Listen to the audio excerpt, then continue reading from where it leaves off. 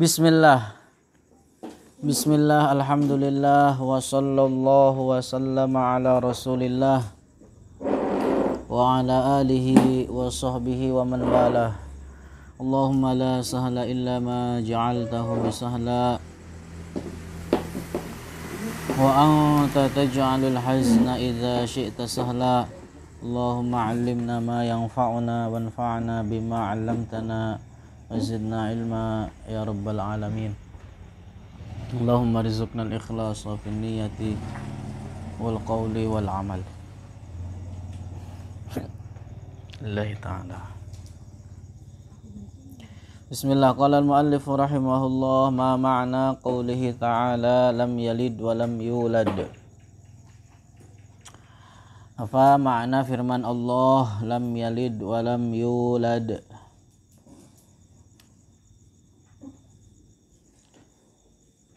Potongan dari surat Al-Ikhlas.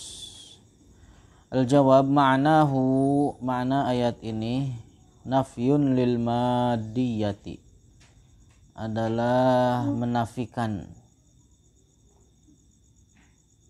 akan al-madiyah, artinya al-jism. Artinya bahwa Allah bukanlah berupa jism, bukanlah berupa benda. Walin hilali anillah. Alin hilal artinya menempel sifat makhluk.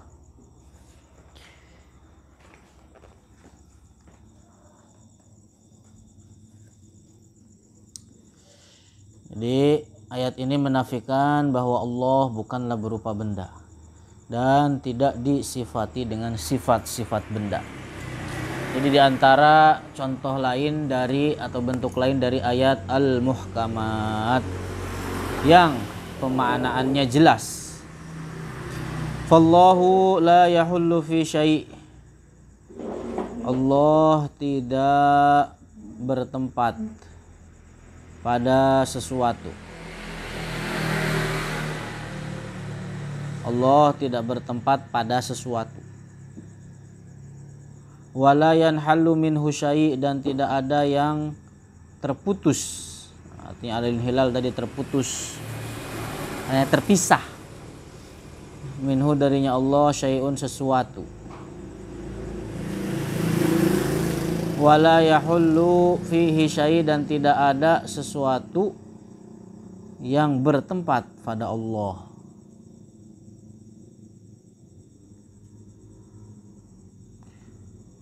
Qala ta'ala apa?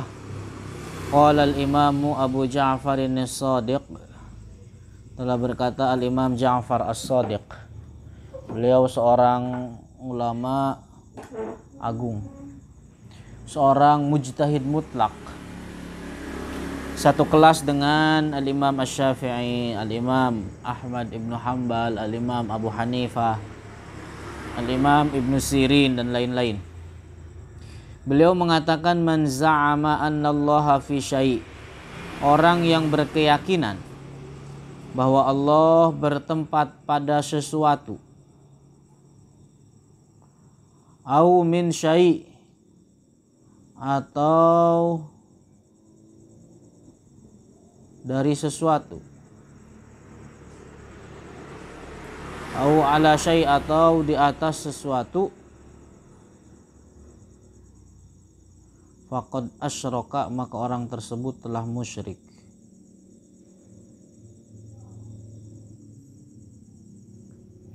Jadi orang yang mengatakan Allah menempel dengan sesuatu, terpisah dari sesuatu, berada di atas sesuatu, maka orang tersebut telah musyrik.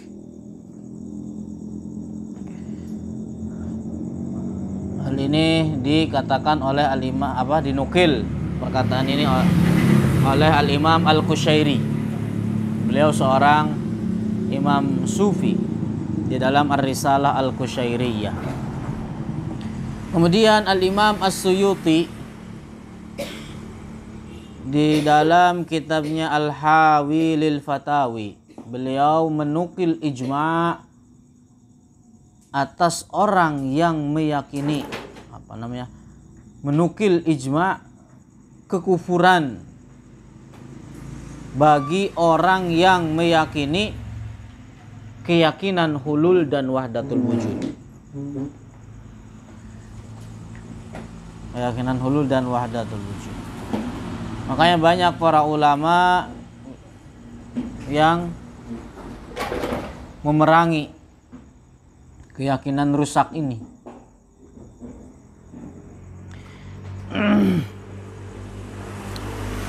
Bahkan Ibnul Arabi itu seorang ulama sufi mengatakan man qala bil hulul fadinuhu ma'lul. Orang yang meyakini dan mengatakan keyakinan hulul, maka agamanya cacat, ma'lul, rusak. Wa man qala bil ittihadi illa ahlul ilhad. Tahu, keyakinan hulul adalah keyakinan yang meyakini bahwa katanya Allah bertempat pada sebagian hambanya. Makanya mereka tidak segan-segan mengatakan kamu Allah, ding-ding ini Allah. A'udzubillah.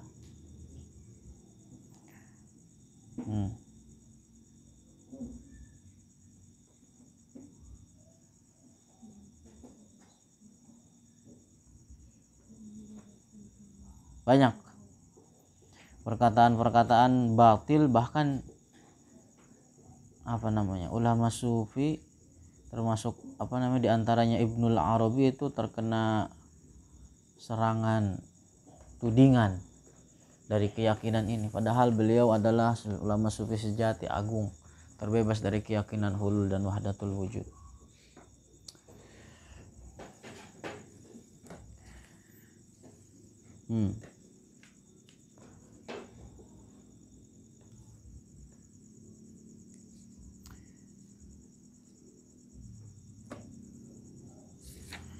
Adapun makna firman Allah wa huwa ma'akum aina ma kuntum, bukan artinya Allah bertempat pada hambanya. Bukan artinya Allah berada pada sebagian makhluknya. Mentang-mentang baru belajar bahasa Arab, ma'a teh artinya bersama. Ma'a teh artinya bersama, mengatakan berarti memahami. Kalau seandainya dia memahami dari makna ini bahwa Allah bersama kalian dimanapun kalian berada dalam artian bertempat, orang tersebut telah jatuh pada keyakinan hulul. Lantas apa makna dari firman Allah wa huwa ma'akum aina ma kuntum? Artinya apa? Al-ihatatu bil ilmi. Artinya bahwa Allah maha mengetahui atas segala sesuatu.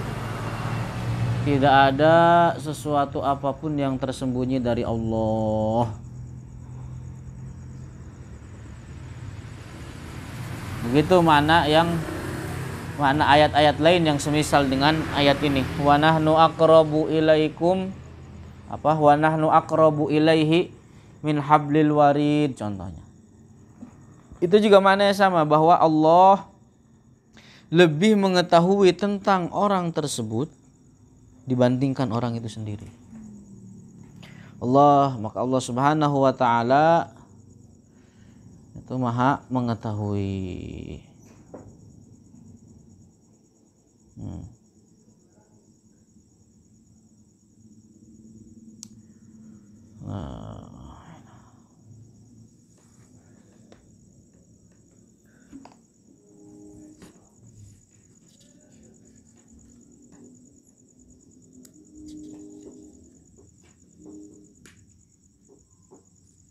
Banyak perkataan-perkataan dusta yang dinisbatkan kepada para ulama.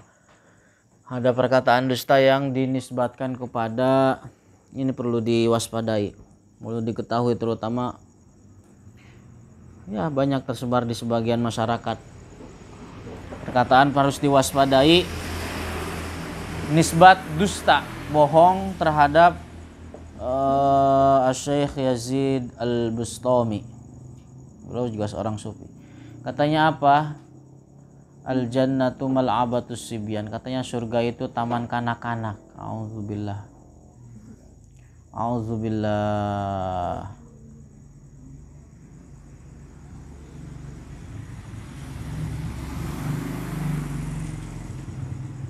Banyak contoh-contoh lagi.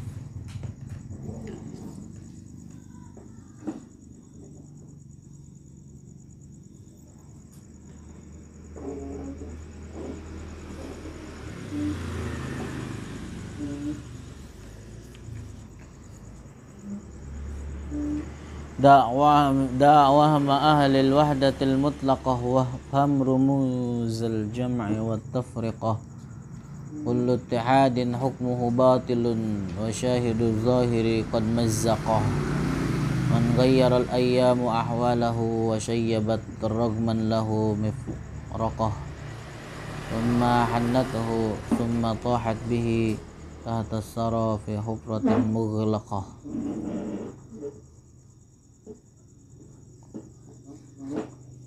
Makanya jalan selamat adalah dengan belajar ilmu agama agar tidak terjerumus kepada keyakinan-keyakinan rusak seperti ini. Syekh Abdul Qadir Al-Jailani dalam kisah diceritakan beliau mengalahkan iblis, mengalahkan setan dengan ilmu. Ada setan yang menjelma menjadi cahaya. Ketika Syekh Abdul Qadir berada di suatu ruangan sedang khalwah, ada setan yang menjelma atau berubah wujud bentuk menjadi cahaya, datang kepada Syekh Abdul Qadir, mengatakan setan itu, ya abdi ya Abdul Qadir, wahai hambaku Abdul Qadir, saya telah menggugurkan semua atas kewajiban terhadap dirimu, semua kewajiban atas dirimu. Saya telah membolehkan sesuatu yang diharamkan bagi dirimu. Apa yang terjadi? Syekh Abdul Qadir mengatakan, khasyi'ata ya la'in, terkutuk kamu wahai laknat, terkutuk kamu, khasyi'ata ya iblis, terkutuk kamu wahai iblis. Lantas bagaimana Syekh Abdul Qadir tahu bahwa cahaya tersebut adalah iblis, bahwa cahaya tersebut adalah setan? Adalah dengan ilmu. Padahal kata iblis apa? Saya telah menyesatkan lebih dari 70 ahli ibadah sebelum kamu dengan cara ini, dengan cara berubah jadi bentuk. Kemudian mengatakan demikian.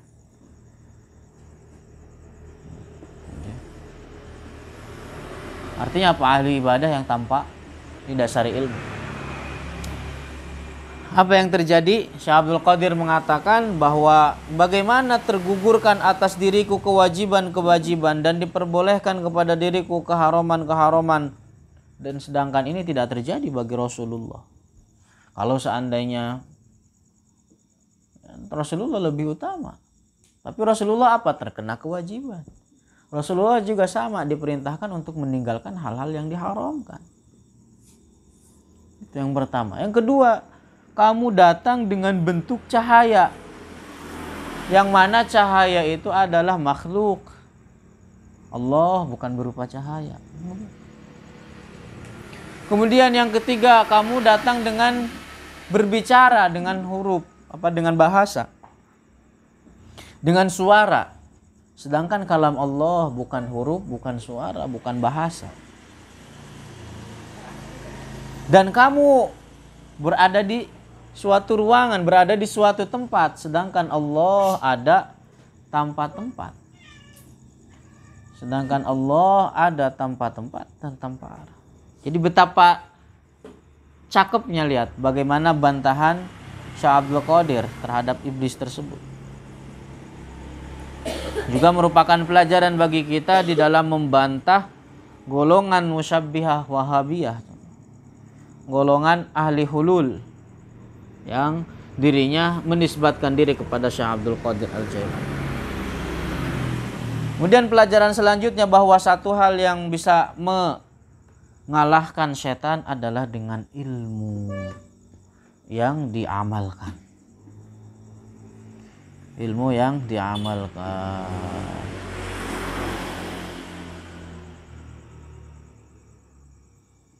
Wallahu a'lamu bissawab.